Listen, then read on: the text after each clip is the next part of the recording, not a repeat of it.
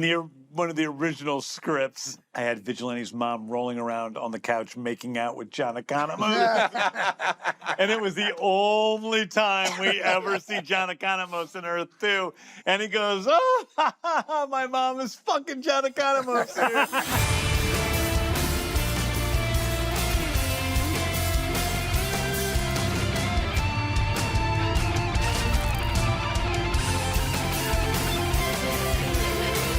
Welcome to Peacemaker, the official podcast with James Gunn. And I'm James Gunn. And I'm joined every episode by my co-hosts, Jennifer Holland and Steve Agee, who some people say Steve Agee. Wrong pronunciation. Yeah. I know people that have been longtime friends of you, and they're like, oh, you're friends with my friend Steve Agee. I went through 2 years of high school and never corrected anyone who mispronounced it. And then at graduation, when they asked for the phonetical spelling of your last name, I gave it to them, and then the announcer said, Steve Agee. And all my friends were like, fucking idiot, mispronounced your name. I was like, no, he didn't. And they were like, what? Well, that sexy voice you just heard, that is Steve Agee, and this very annoying voice that you have been hearing this entire season is James Gunn. That's great. I am Jennifer Holland. I play Emilia Harcourt. I'm Steve Agee, and I play John. And this is the official destination to go deeper on the HBO Max series Peacemaker. We go behind the scenes. We find out fun facts, not so fun facts, facts that'll make you angry, facts that'll make you sad, tragic facts, joyful, life-giving facts. Maybe even some opinions, which are not facts. And we share some opinions as well. Yes. Today we're talking Season 2, Episode 6, titled Ignorance is Chris, directed by James Gunn. Joining us today, we have co-executive producer and SVP of physical production, Lars Winther, who's joining us again. We've got director of photography, Sam McCurdy, Emmy Award-winning Sam McCurdy from his wonderful work on Shogun. Well-deserved Emmy Absolutely. Award. Well-deserved. Thank you. We He was love like Sam. so nice before he won that Emmy. I came in for so much flack when I came back down. You asked for a day off, and you came back a different person. And again, once again, we have the very, very handsome and lovely DC Studios exec and Season 2 producer Galen Vaisman. And also warning, there be spoilers. So, Is that a pirate warning? yeah, it's a pirate warning. If you haven't watched this, go to HBO Max and watch it now, or forever burn in the depths of the sea. If you ever need a pirate character, You're the guy. You've already kind of played a pirate for me because the Ravagers in Guardians movies are but pirates. Space I think pirates. You couldn't see out of your were glasses. Not but at all. Yeah, you were It was Jeff. Jeff, You were yeah. Ravager yeah, Jeff was classic. I feel like Ravager Jeff did not sound like a pirate. No, he did not. This episode begins in Earth 2 with Peacemaker and his brother Keith and Harcourt 2 and Augie Smith, too. After they've defeated a kaiju, some little blonde kids come up to them and say, can we take a picture with you? To which they take a picture, and as the Pretty Maids song plays, we see their faces distort and become gushy, and we know that all is not good. Calling back to Season 1, maybe their faces distorted moistly. Moistly, yes, that's right, as the word of the day on the chalkboard in Season 1. Right. We go into the title sequence, which was edited by Fred Raskin, who's edited a lot of my movies and also edited this episode along with Greg Featherman. Isn't that correct? Yep. And they did a great job. So we have Adebayo, Harcourt, Economos, and Vigilante outside of Vigilante's house. Hey, just so you guys know, my mom can be a total biatch. Is she gonna rat us out? No? Well, then we don't have another choice. I remember that Sam brought up while we were watching it. It was Halloween when we shot that scene. It was Halloween, and Ashley, she's been on all my movies. A former assistant of mine, a set various PA. capacities. Everything.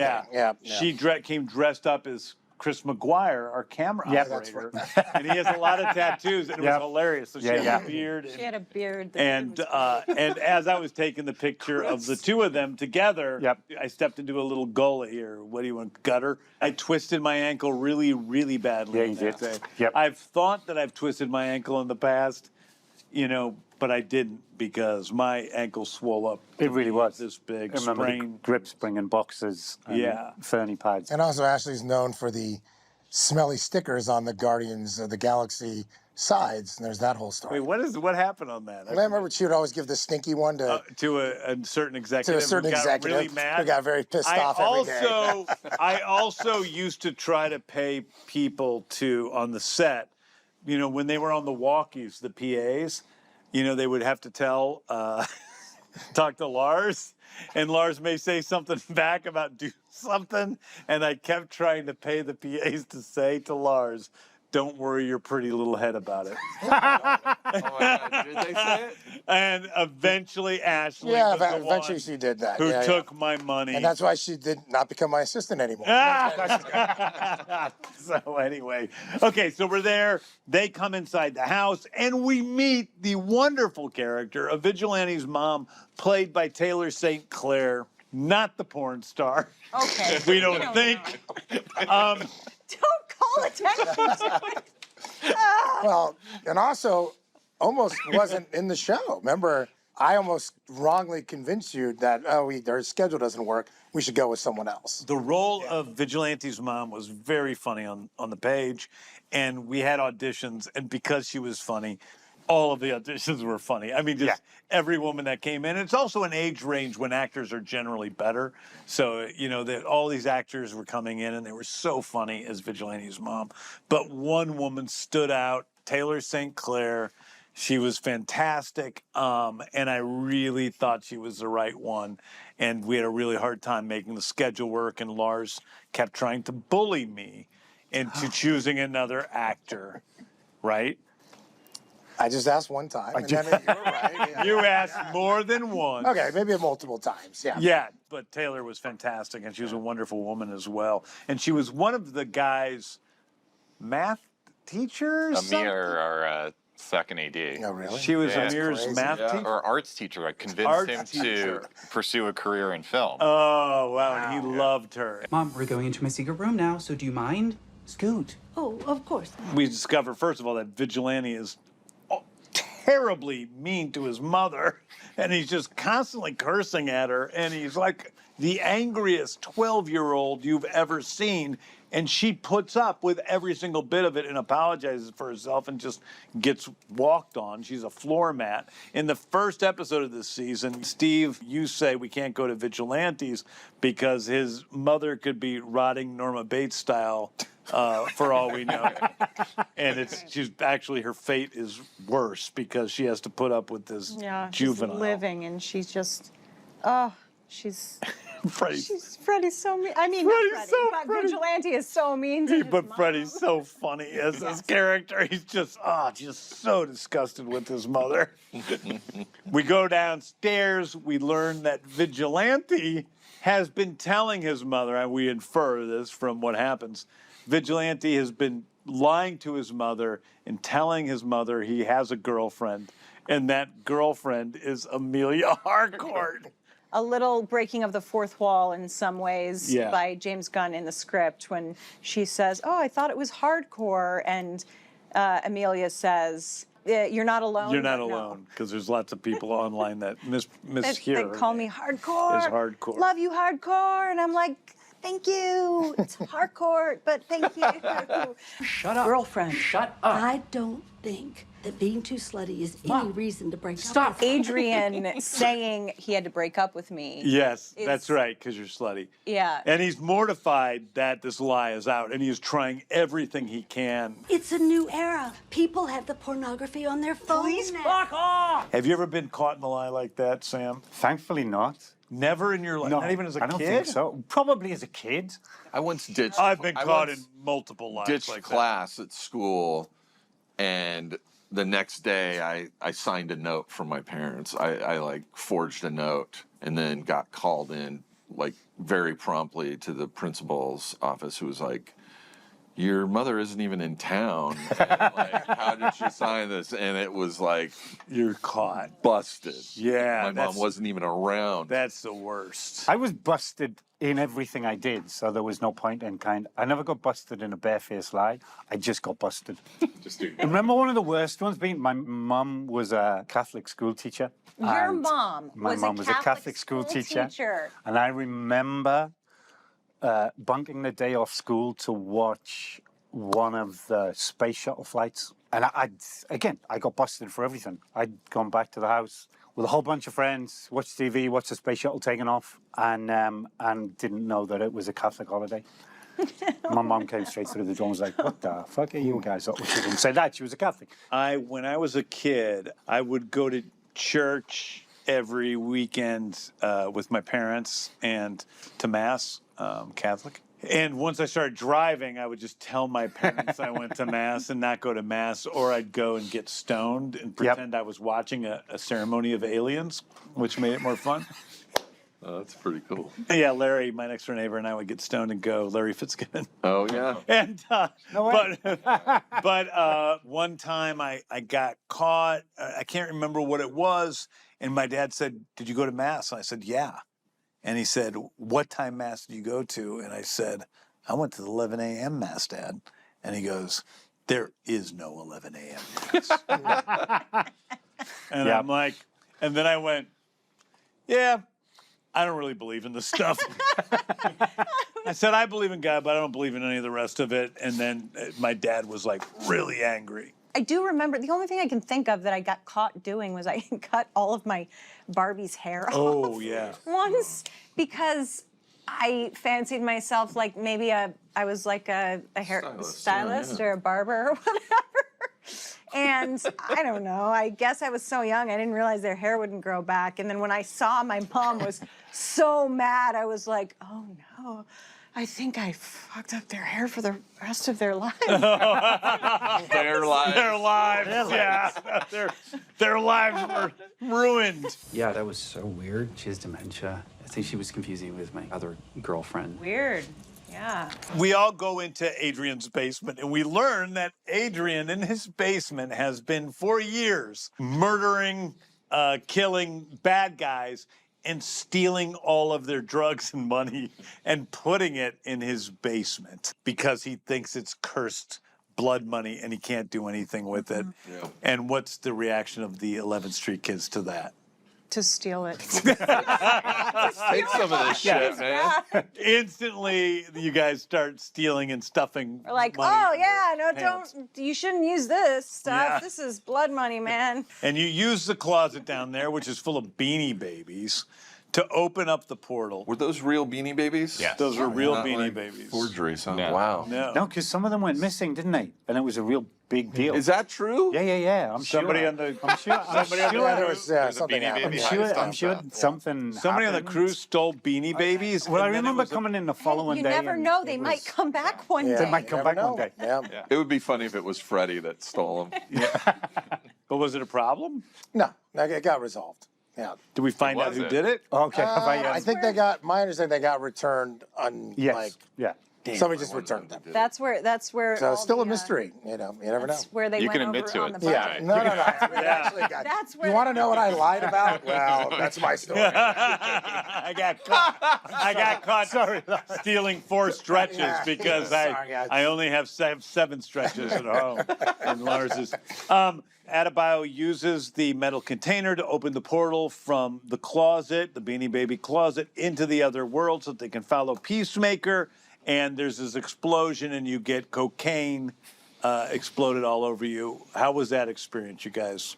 Oh, it was horrendous. What you don't understand. Not the explosion part. That was really fun and kind of cool. It's Oh, was it? the repeated painting of Because dust in on order us. in order to keep the continuity, we would do the scene and we'd have half gotten it off of us, and then we'd have to go back out and get all this shit poured on us again. And it was, you're just breathing it, It was in the whole. really not cool. And for months. terrible. it was a pain in the ass, though, because as we see through this episode, you guys go through a long journey. So you go from here and then into the quantum unfolding chamber and into the other world, and then you go off into other places.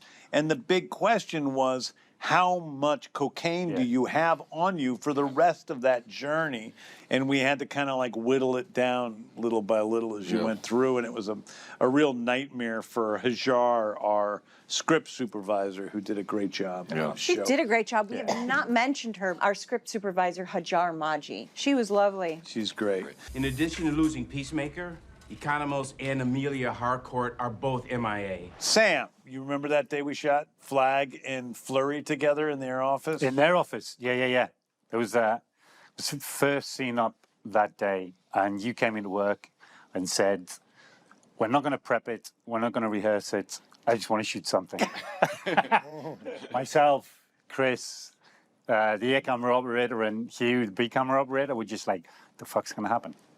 Yeah, because you Like, guys were I like, don't well, know. no, we can do it a little bit. I said, no. No, I just want to see what I happens. said, no, I want to see what happens. Yeah. I just want to do it. And then I started making Tim Meadows do ridiculous things. Absolutely. You know, and I'm like, I don't want to spend a bunch of time on this. Stupid No, but it was that, and that's one of the fun things, is I think, especially with the construct of Peacemaker, is when you come into work and go, Sam, we're just going to do it. You kind of go, yeah, go on, whatever.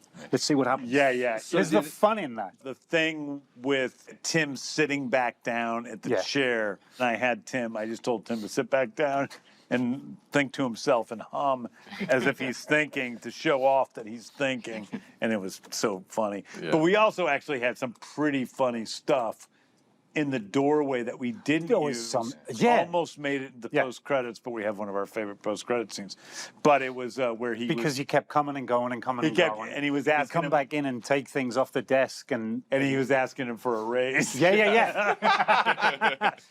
Is this a bad time? Is this a bad time to ask for a raise? The team enters the Augie Smith mansion, and they're walking through it. Nice digs. Reverse Peacemaker's rolling in it.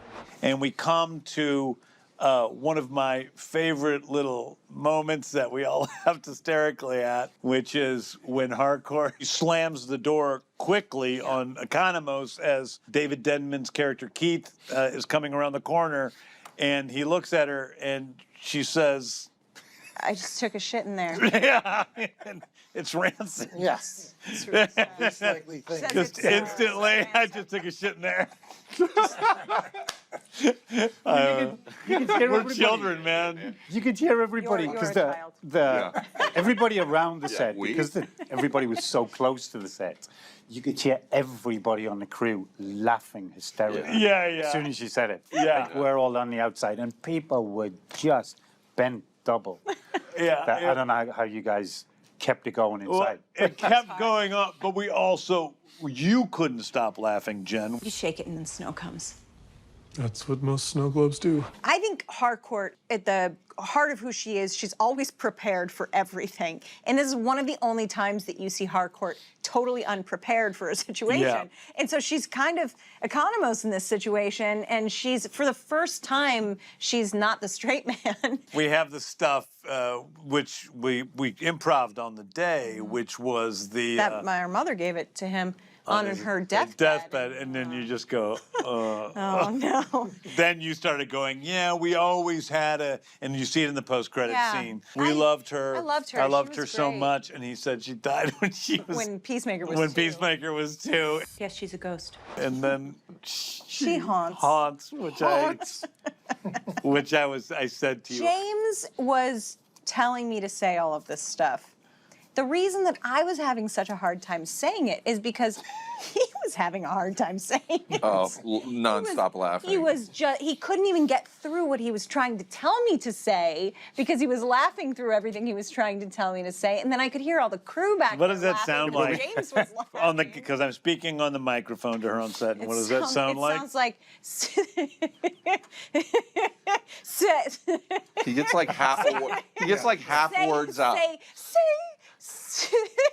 Say she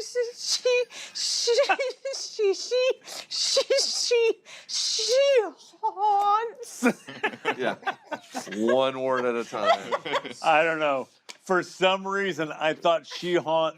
Like, I watched it today, and it's funny. It's not as funny as I just was taking a shit in there. Probably because I could never say it without laughing. But she haunts.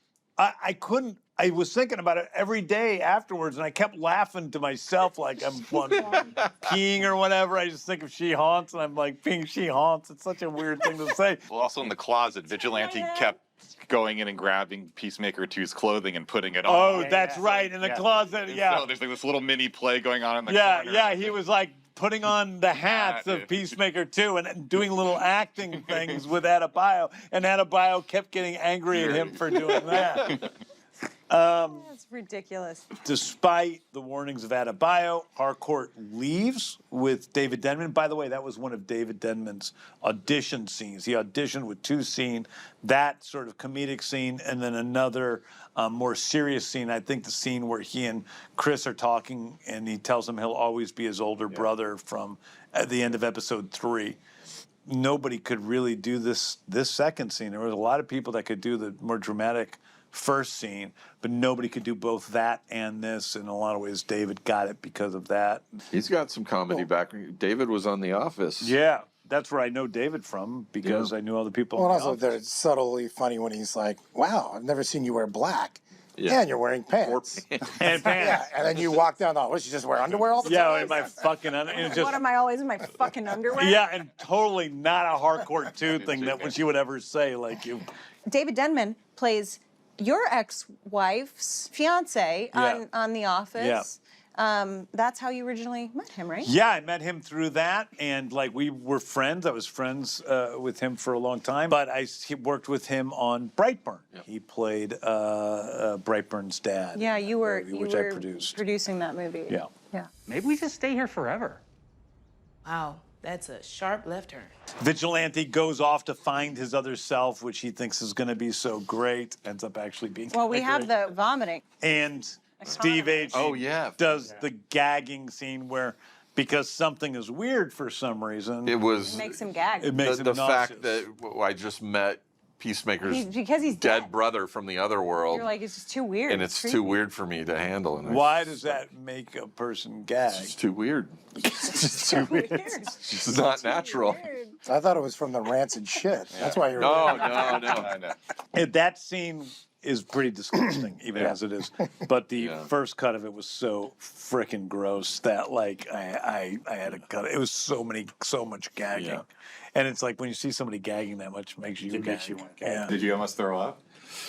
Well, I can fake it, and then at some point they turn into real gags because I've been gagging so long, and my eyes just start fucking watering, but I don't throw up, and so but it just turns into almost dry heaving.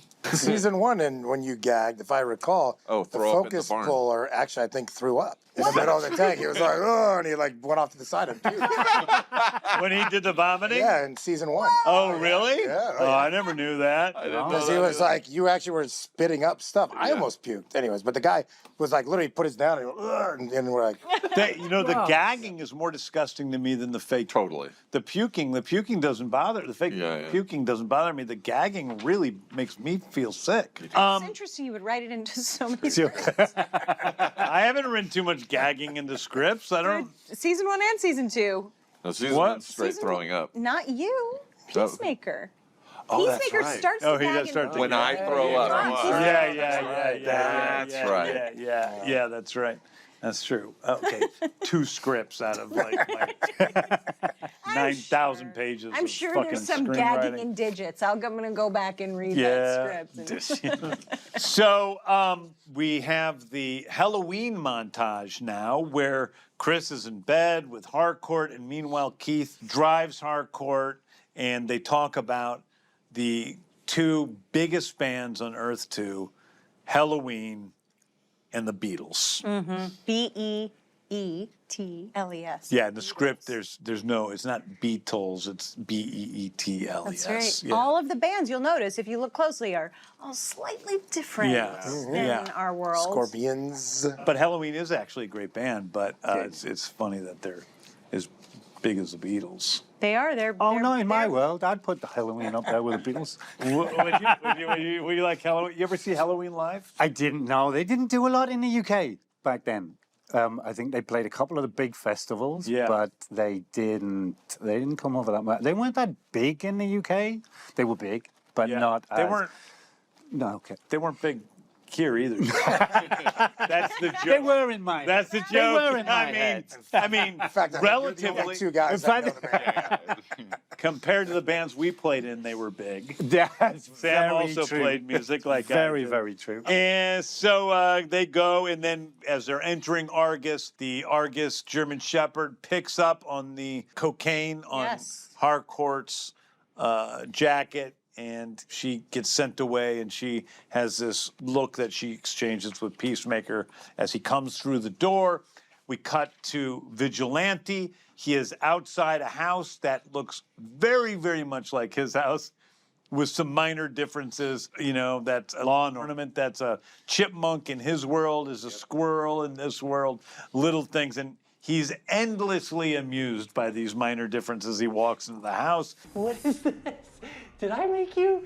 And then he sees the Cheerios box. Thank you to Cheerios for letting us use that, which is Cheerios, O-H-S, which he's amazed by. And then he walks by his mother with his father, and he is amused by the fact that his father is not gay in this universe, which he probably is gay here too, but he just hasn't had the balls to leave.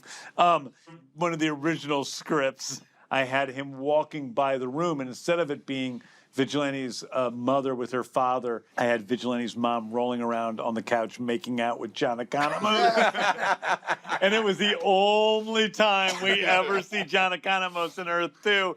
And he goes, oh, my mom is fucking John Economos here. And then he just walks on and goes downstairs. Insane. Are you kidding me? So he goes downstairs, and he's His keys magically work. Keys work, not magically. It's there's a lot of things that are the same.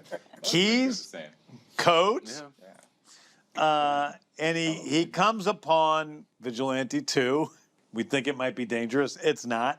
It's exactly what he hoped for. He's another goofball just like him, and they instantly love each other, partially because they're narcissistic. Adebayo and Economos, meanwhile, find Eagly in the mansion. Oh, we're traveling between dimensions to clean up Eagly's bullshit? And that's when Rick Flag Sr. goes to Belle Reeve Prison to meet with a mysterious prisoner who ends up being, of all people, Lex Luthor, played by Nicholas Hoult. Yep. This was one of the first scenes we shot. I think we shot the... Still on Superman. He was still shooting Superman, we shot it in the middle of Superman while we were shooting the Pentagon sequences in Superman. Yep.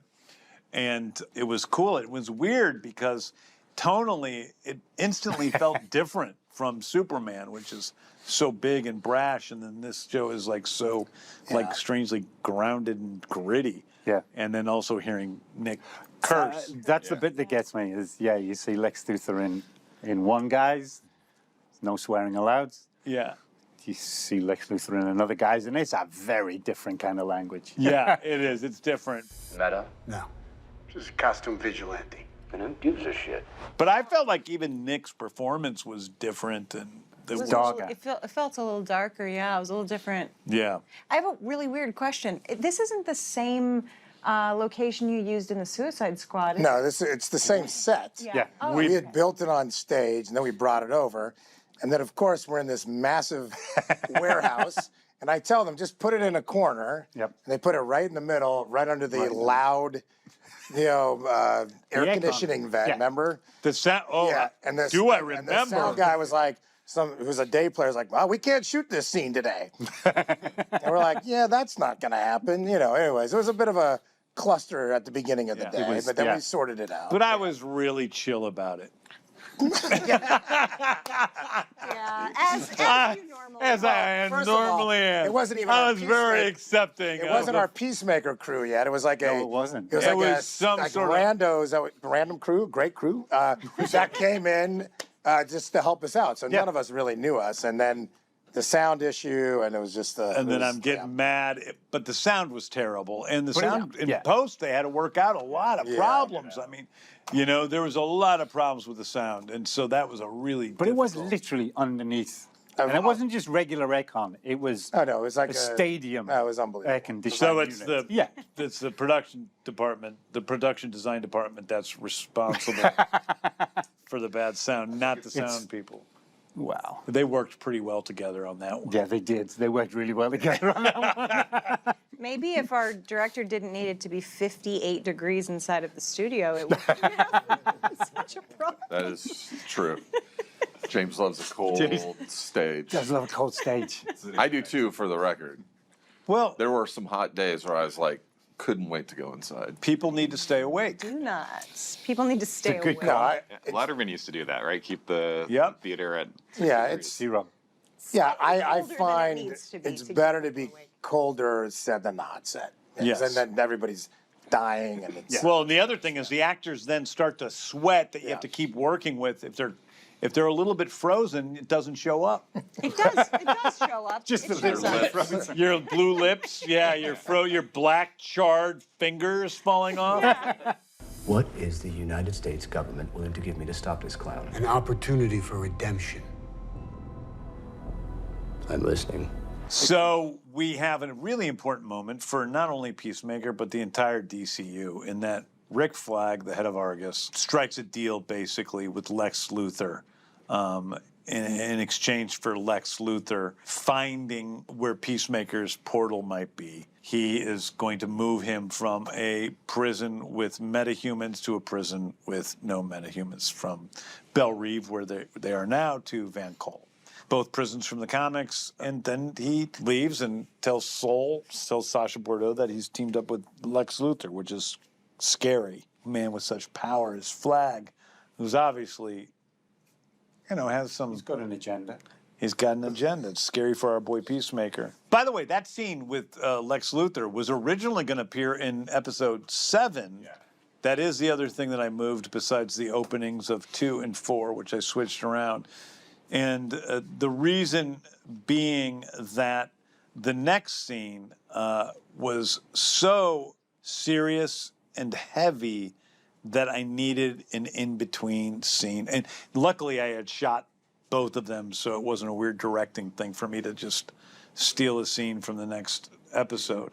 The scene with Chris and Harcourt in the interrogation room, which is one of my favorite scenes from the whole season. Probably my favorite scene from the whole season, from a dramatic standpoint, definitely, up until this episode. Good know you don't hate me. I know you know I don't. I love that scene. I think it's some of your best acting of all time, Jen, and some of John's best acting, for sure. And that scene between the two of them is beautiful. And I think we see how much Christopher Smith really does love Emilia Harcourt, and that, little exchange where, she admits to him, she becomes vulnerable for the first time, and she says, I go out and I get in fights just so I can feel something. And he says he doesn't care, She says she's a mess. For me, it's the moment when she says, I'm a fucking nightmare. Yeah. And he says, I don't care, or whatever. I still love you. I still love you. And I think that, in a way, is terrifying to her, because now, I think in some part of her head up until this point, you tell me, because you're thinking it, I'm just on the outside in a way, but it seems like she's always been like, he's going to find out who I really am, and he wouldn't love me. And I think in this moment, you kind of see that's not the case. Yeah. Are you coming back or not? Can't. Yes, you can. She doesn't ever allow anyone to ever get to a point with her where she's going to have to answer these types of real questions. Like, she just doesn't get to that place with people. Right. She doesn't allow that in. She's got too big of a wall up. Like, she has a good friendship relationship with Economos, but they're never sitting down and, you know, talking deep things about their life. He's never heard anything about her, you know, her upbringing. Even Adebayo, she probably doesn't say anything deep about herself to Adebayo. No, and I think you see early on, and we're chatting after the night of partying. Adebayo is actually trying to have a serious conversation with her, and she's like, he wears a fucking clown costume, like, you know, she's just deflecting the whole time. Yeah. And so, or you see the way that she handles her conversation with Chris Smith in season 1, episode 3, where she talks about dads. Yeah. And she kind of mentions some things about, you know, she learned to do a gun, but she doesn't go any deeper than that. Yeah. Yeah. The most she says is sort of under her breath with a little bit of a chuckle. She says the word dads. She starts to realize through her relationship with Peacemaker, the two of them have so much in common. And it's sort of like looking in a mirror for her in some ways, and that freaks her the fuck out. Yeah. I was going to, like, these guys, you know, obviously you all know where the series goes.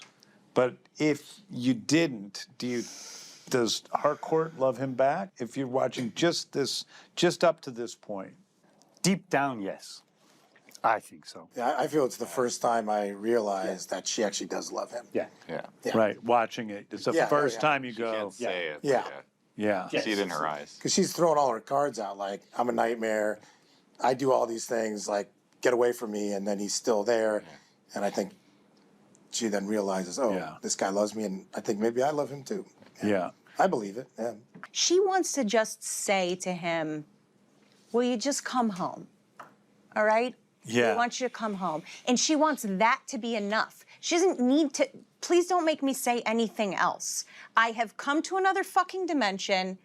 I have come to get you to come back. I am expressing that I want you to come home. Please don't ask me to say any more than that. I'm not capable of it. In some ways, she feels like he's saying, I'll come home if you say you're in love with me. And now, Peace Thoughts. Welcome back to another edition of Peace Thoughts, where I share my unfiltered thoughts on moments throughout the series. So here we are in 206, where we realize we're not only in a workplace comedy and in a multidimensional nightmare, but we're in a love story. It's not just Chris taking charge of the situation and encouraging conversation, but Harcourt in her best way, giving as much as she can, and in some cases more than Harcourt has ever said to anyone about anything. You just keep talking around it. Chris, I'm a fucking nightmare! I don't care. It's a wonderful scene showing, like, Chris's true search for just wanting genuine love or wanting to try it, and the ever-present dance of Harcourt around, like, yo, I cannot access these things because it does not make me me, and I'm afraid to see what that's all about. That's it for this episode's Peace Thoughts. Back to you, James, Jen, and Steve. We now return to our regularly scheduled program. It's a complicated scene, and it was complicated to shoot. It was. We really, you know, I mean, I think I talked a little bit on a previous episode, but the thing that's missing the most in modern television shows and movies, actually all television shows and movies forever, is staging. Yeah. And this is a scene that reminded me a lot of when we did the 10-minute interview scene in Superman, where it's two characters talking and they're moving around. Their movements have to do with their emotional states. And the camera is also moving around in a way to keep the scene fresh. Yeah. And most directors would have gotten that scene. I'm patting my...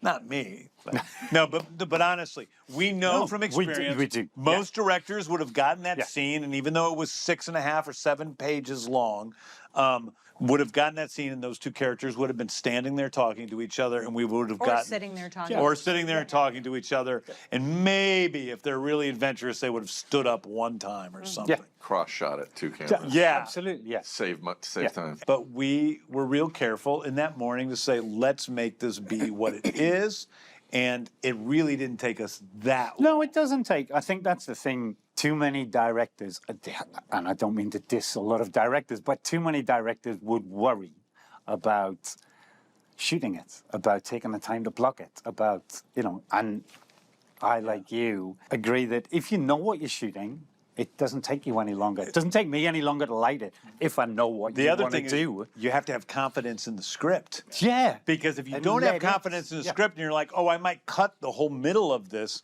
then you can't cut from them being on one side of the room to the other side of the room. Yeah. So it makes it, or you got to cut away and then come back and they've jumped. Yeah, and they've jumped. And so it's like, there's all those elements of it, but it makes it so much more fun. The other thing is I don't cross the line. Like, now I don't know how to explain this to somebody that's not a filmmaker. Galen knows. Because I get really mad when other directors do it, and they do it all the time, and it pisses me off. Not Greg Mottola. How do you explain the line the easiest way? There's an invisible line between two forces that exist from one person to the other. And when you're shooting a scene, you stay on one side of that line, or the other side of that line, okay? That's a basic filmmaking principle. And then as time went on, I'm not saying never, because there are times when you have to cross the line, or there are times when you're shooting with like 5 people and you necessarily have to cross the line, or there are times when you make a mistake and it just happens. Is there a line when there's 5 people? There's 100% always a line. Yeah. It's complicated. Yeah, it's really complicated, and it's the part I love about filmmaking, which is the sort of, logical puzzle-making part of it. And it's why I like shooting action scenes, because I like the puzzle of putting things together and how camera movement works and how that works with our visceral response to those camera movements. But I don't like crossing the line because it confuses the viewer. If you cross from one side of shooting the line to the other side, the audience goes, well, wait, where are they looking? And a scene like this, it's the camera that crosses the line to keep us always on the same side of the line. And what I find is that it keeps a scene fresh when you're shooting it. I think so. I'd love to be interested. I'm sure it does. If it keeps it fresh for the actors, certainly I don't care for about the technicians. Certainly for the technicians. I just care about the audience. I don't care about the because for us, it keeps you on your toes. It does. It keeps it fresh. It keeps it exciting when you're shooting something. And it's like you just said, we purposely cross to another side of the lane when we're shooting. Yeah.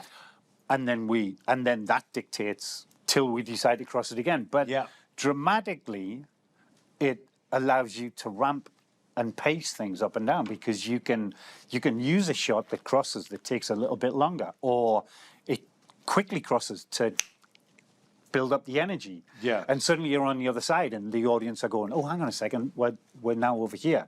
But the puzzles fit together correctly. If you just cross the line randomly, without rules, without the rules, then it's just confusing. But the way you do it is clever, so that the audience are taken on the journey. Yeah. But we're taken on the journey as well when we're shooting it, because you've got to stay on top of it. And it's interesting. You can lose yourself in it. Oh, absolutely. Especially with the action stuff. There'd be countless times I'd be sitting in the monitor and I'd just keep quiet when somebody asked what side we were on. I'd be like, I don't know. I don't know. Chris McGuire, who's our primary camera operator on Peacemaker, I've shot multiple movies with Chris.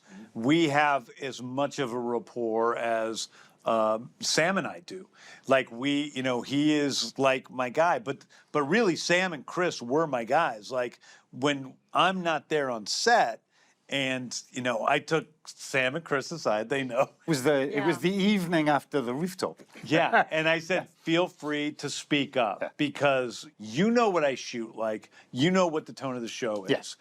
Sam was with us since episode 4 on season 1. Yep. So it's like he's been with us since near the beginning and is the primary Peacemaker cinematographer. And then Chris knows how I shoot so well because he's done so many movies You with guys me. actually stole him. You stole him We from... did, yeah. I was, yeah. You stole him from Superman, We stole him from right? Superman, where he's second camera operator. Henry Bram operates, does his own camera operations. So, you know, Chris is often the second camera operator, but I often have, you know, multiple cameras, which I love you doing.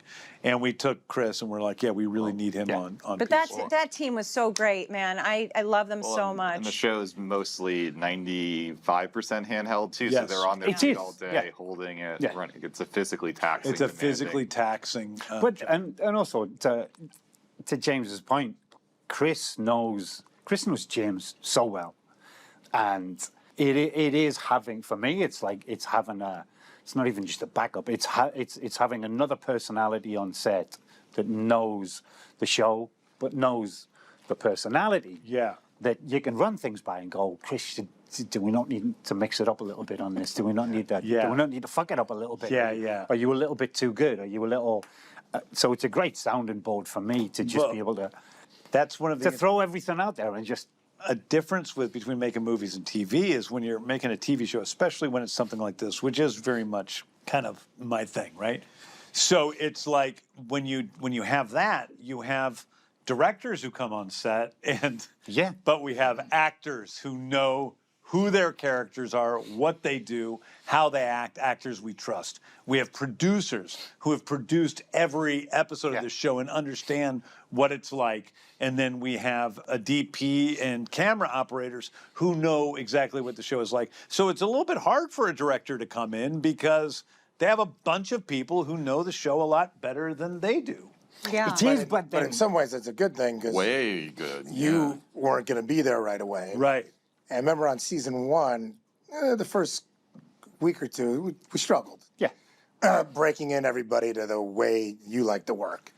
With the camera operators, with the cinematographer. Right. The way and here we didn't have to, we could just get And right we had in. we had a couple of issues on season 1 that were pretty enormous issues. Yeah. We had issues this season too, but we had some really difficult ones season 1. Yeah, but I think you're it's gonna run into just that, as you were I saying, think. Lars, it's that weird thing. If you buy into it, it's a fucking great trip, which Greg did. You know, director comes in, buys into the concept, buys into the aesthetic, buys And into then the still world. somehow was able to bring himself to But also, he's such a great director and such a seasoned director that he's actually able to watch.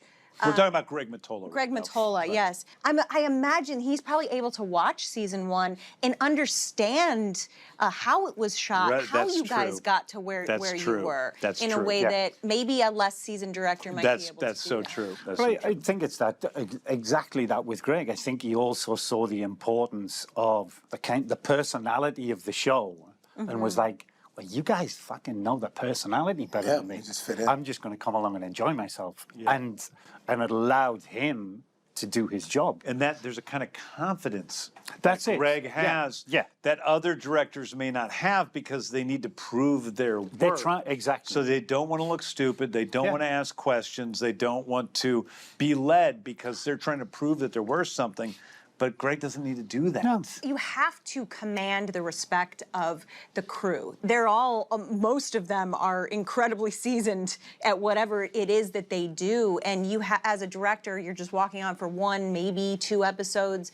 And you have to command the respect of the crew and show them that you deserve to be there, that you know what you're doing, that you're not going to lead them astray, that we're all going to get home and have dinner on time or whatever. Like, you have to kind of show them that you're going to lead, be the captain of the ship. But it isn't even a matter of how nice a director is because it's about knowing where to put the fucking camera and what you want. It's knowing what you want.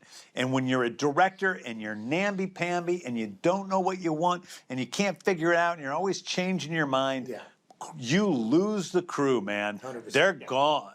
Like, they don't want anything to do with that.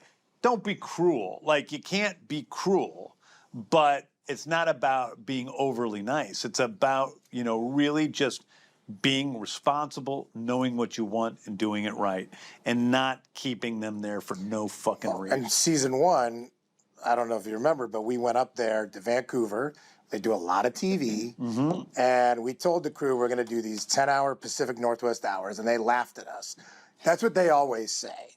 And we always shoot 12-hour days. We don't believe you. And we're like, okay. And like our first 2 weeks, we had to prove to them that we were competent filmmakers and we're going to get it done. And I got to, after the third week, they were like, this is like the greatest show we've ever been on. And they were so happy that we knew what we were doing.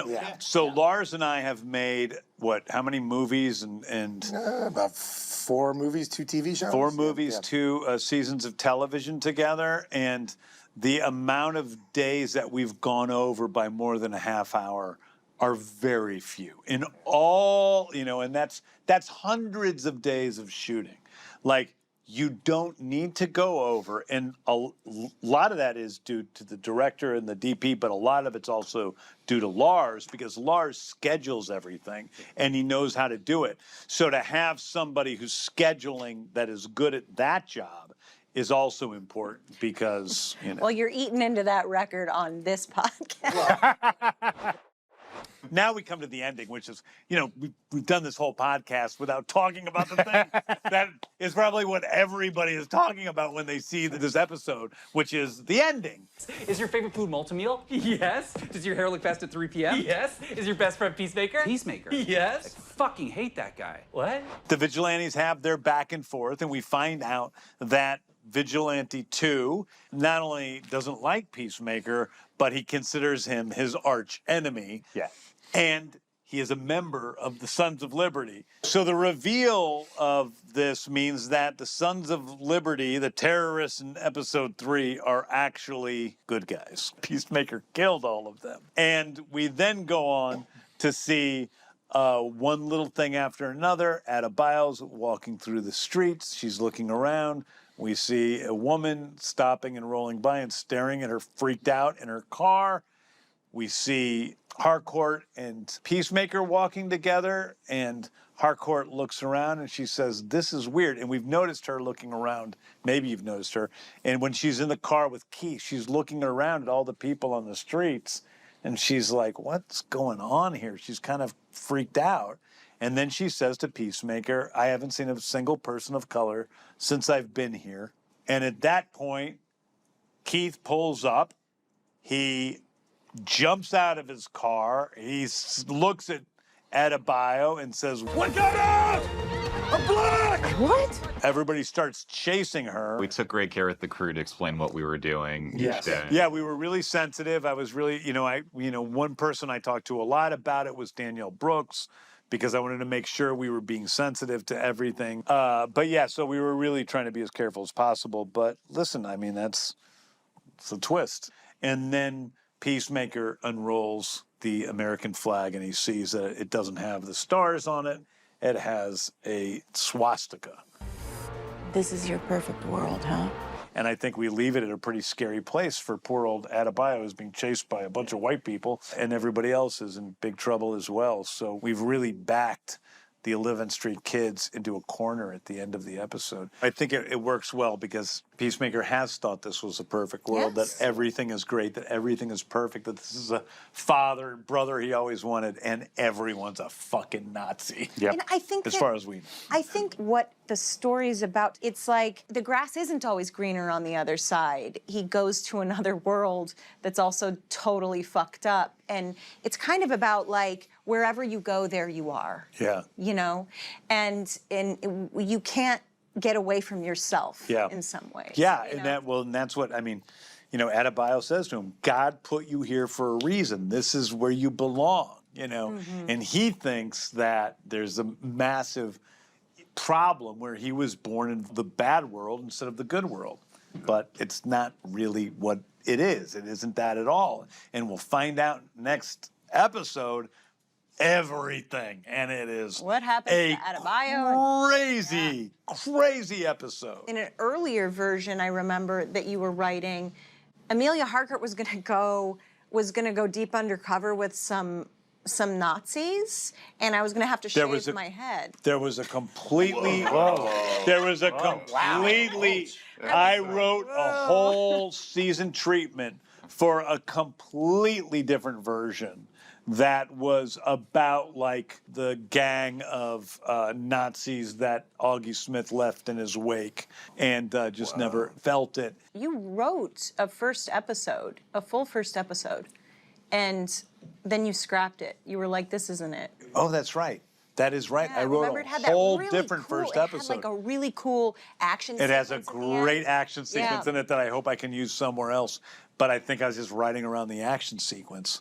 That's right. And it had nothing to do with the two Yeah, worlds. we talked about it, and I was like, you know, I feel like we all want to know, like, what's going on with these characters that we love that we haven't seen, and we kind of weren't getting that sort of character development and everything, and then you just went back to the drawing board and you wrote a completely different season of television. And the opening was going to be this Busby Berkeley water ballet with all of us spinning.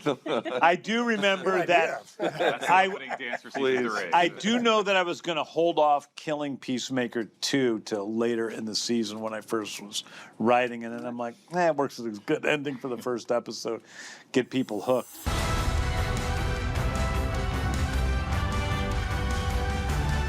All right, well, let's talk about the song Spotlight today, guys. What's the...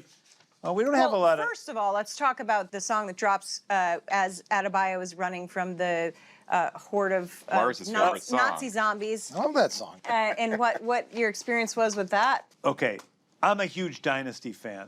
They're one of my favorite metal bands. I said that Bandmate was my favorite metal band, and that is sort of true, but Dynasty also is my favorite metal band. And now I find that out. They're well, they're actual real metal. Like a lot of the bands, are like glam metal, and that's not really metal usually. But in terms of actual metal bands, they're one of my favorites. That doesn't mean that I thought the song was perfect, but it was a song that I had from the original. I rarely ever change out songs, but nobody liked the song when I put it in the cut, including Lars and Peter Safran, who were trying to talk me into to dropping the song, and I was secretly texting with Galen saying, what's their problem with this song? And so we actually went through and tried another 20 songs at the end, like Alice Cooper's Brutal Planet and a bunch of other stuff, and just nothing worked. So I'm like, I don't know, what do they know? So I kept in Dynasty. Well, kudos to you for trying other things and trying to figure out. out. And I appreciate your hearing and then not doing it. That's good. I mean, you obviously, Listen, don't pitch. I rarely question any of your music because your music choices on everything are always phenomenal. So I know if I make a choice or I'd say something, I'm putting my ass on the line. But, but it's I always appreciate it. They're a Swedish heavy metal band, by the way, another Swedish band. But it's like, that's how I like to approach things. I didn't feel that there was anything wrong with it. But other people had that thought, and they rarely ever say anything, but I love that song there. So I wanted to kind of, see if there was something there. I didn't think there was, and so that's the song we have. First opening song is Little Drops of Heaven by Pretty Maids off their 2010 album Pandemonium, a Danish heavy metal band formed in 1981. Whoa. They've been around for a long time. Great band, tons of great songs, by the way. Second time I've used them this season. But I think we have to go for Forever in One Neverland by Halloween off their 1996 album, The Time of the Oath, which is our song Spotlight. They are a German power metal band, and they're also they have some really great. They do. They got some. Yeah. They're not most of their song. The song is very melodic and kind of a ballady, and their music is mostly not like that. They were founded in 1984 in Hamburg by members of bands from Iron Fist, Gentry, Second Hell, and Powerful. So they are a great, fantastic band, and we love them as much as Nazi Earth 2 loves them. Whew. I didn't know they were German. Yeah, that's interesting. Maybe thought twice about that. Put that together. I thought it was weird too. This is very common. I find out afterwards. But when we go into the to Argus, there's the trained dog who needs to bark at me. Yeah. And they were speaking German to the dog, and I was like, I guess the Argus people in Earth 2 are speaking, that's a new thing James added to the script or something like that, but then I realized that they just give the dog commands in German. I guess it's pretty common, especially with like these I had a friend who used to train police dogs. And yeah. it was Method all dog in German. trainers. So they're like screaming, Sprechen, Sprechen, to get the dog to speak. That means speak maybe or something It does, like that? yeah. And so, but I think, I don't know why that is. Would be interesting. Maybe somebody can tell us why that is, but I would guess it's because you're not going to accidentally tell the dog to do something when they're sitting next to, somebody in a cafe and somebody says the wrong. Says, whoa, did you bite that thing? And then it bites the guy. That probably doesn't go over very well in Germany, though. Well, you don't have to bring your dog to Germany. French there, yeah. Should we go to the Eagly airmail bag? Yeah, what do you got? All right, well, we have an audio message from D. Bradley Baker. Wait, you know who that is, right? Oh, that's Eagly. That's Eagly. We got an audio message from Eagly. Hey, this is D. Bradley Baker, vocal performance for Eagly. I just wanted to hold back my tears and express my gratitude for the entire creative team that restored my faith in eagles, and once again proved that Benjamin Franklin didn't know what the hell he was talking about when he tried to force his turkey on us as the national bird. If a bird such as Eagly can hit its marks on a complex dance number with humans of mixed ability in dancing and still kick ass, then maybe each of us can dig way down and find a little bit of the hero within us to bring to our daily lives. So, thank you, Eagly, and every one of the brilliant people that came together to make him so convincingly real that I can't believe what I'm seeing with my own eyes. I can't believe he didn't end it with an Eagly screech. Oh, well, but thanks, D. Okay, we got two more. From Opie Allen on Facebook, any chance of a Peacemaker Creature Commandos crossover? Well, I mean, they kind of is. Kind of is a crossover. Well, because we got Rick Flag Sr. in there? Yeah, and he talks about... broke his back. He talks about breaking his back from, Which actually happened in the... I think that what this person wants is for, like, Weasel and the Bride to team up and Phosphorus with the 11th Street Kids. And, in a way, yeah, I think that's possible, yeah. Nice. Anything is possible. Or even probable in a way. In a way. All right, well, Kilo Wogue Core via the DC Discord wants to know, what was the formula that really helped you write Peacemaker and Vigilante? Both are often jerks who nonetheless want to be good people. What did you keep in mind while writing them to maintain that delicate balance and keep them lovable and sympathetic? Nothing. I mean, I think it's just for Peacemaker, it's writing him as real as possible. And that's it. Like, it's just writing him as a real person. And he is a lovable guy. He wants to love. I'll be honest, Vigilante is lovable because he's funny and because Freddie Stroma is so likable as a person. But Vigilante is a sociopathic murderer. And the fact that we love him at all is kind of crazy because he is not a good guy and he seems to basically, essentially, have no conscience whatsoever. Totally.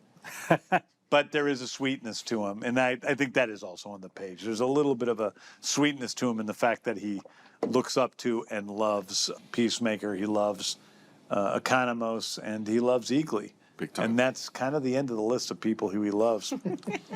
Doesn't even love his mother. He definitely does not love his mother. The tick on the dick line. I mean, come on, it's one of the best lines. Yeah, who else has a mom who's a tick on their dick? While she's right there. And then she keeps coming. Oh, she was amazing. Yeah. Tunes him out. Well, I feel like I just want to ask, we've got Sam here. Yeah. I want to, it's so rare to get him in this type of setting. So I feel like I'm just curious about. Don't put me on the spot. How did you first hear about, this job? You guys had all hired Todd Lapp, who was the gaffer on season 1. Yeah. And I just happened to be in Vancouver shooting when you guys came up, and this is in the middle of COVID, in the middle of everything. Todd Lapp's a dear friend of mine who I'd worked with on pilots before and I'd worked with on a show before. He sent me photographs of your production office and the posters you had up in the room, which were, I think there was a High Rocks one, a Cinderella one, something like James wouldn't know. He never came into the office. That's true. That's true. But in your offices, I think it was the Mammoth Studios, Todd Lapp. And Todd Lapp. Yeah, no lie. I think I was in the offices one time on season one because of COVID. Todd Lapp and I had played in a band a year prior or something like that for a benefit thing in Vancouver. So him and I knew, he knew I was a big metalhead.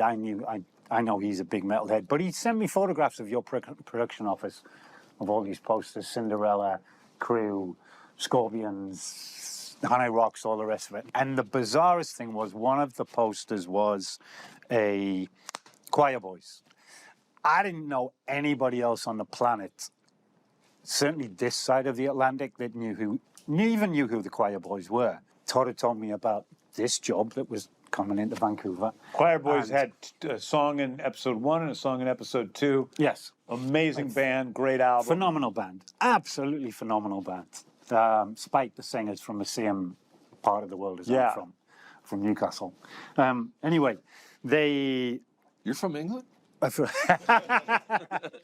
So Todd had sent me these photographs. He was like, "You got to get on this fucking gig," and somehow. And then I did a Zoom chat with James, and we talked about everything other than the job.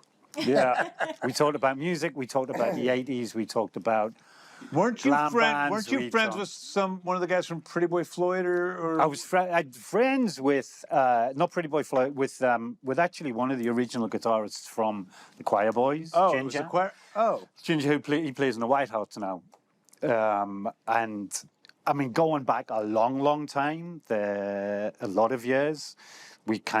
Some of the bands we played with in the '80s were the Choir Boys. We played with a band called the Babysitters that then turned into Last of the Teenage Idols. And what was your band called? Dogs Spinal Tap. Remember the Dogs D'Amour?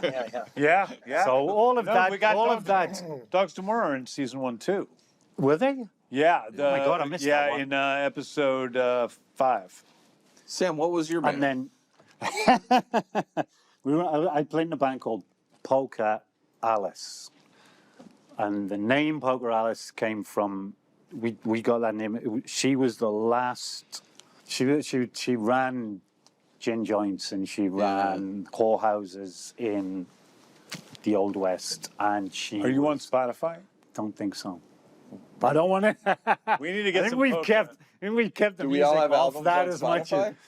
You and I have albums. I have an EP Spotify, on Spotify. You do? I have an It's album called on Scab, yeah. Icons. From your early stuff? The Icons. Oh, really? Spotify. Yeah. Interesting. Is it poker or polka? Polka.